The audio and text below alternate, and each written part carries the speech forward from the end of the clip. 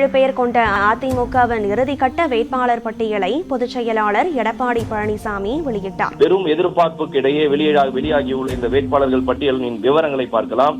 குறிப்பாக இன்று வெளியிடப்பட்டிருக்கக்கூடிய இந்த வேட்பாளர் பட்டியலில் அதிமுக சார்பில் எழும்பூரில் அபிஷேக் ரங்கசாமி போட்டியிடுகின்றனர். இவர் தென் சென்னை வடக்கு கிழக்கு மாவட்ட எம்ஜிஆர் இளைஞர் அணி செயலாளராக செயலாற்றி வந்த இவர் தற்போது எழும்பூர் தொகுதியில் போட்டியிடுவதாக அறிவிக்கப்பட்டிருக்கிறார். அபிஷேக் ரங்கசாமி அடிச்சா வச்ச குறி சிக்கணுமையோ குடிச்சா சமுத்திரம் மட்டணுமையோ நினைச்சா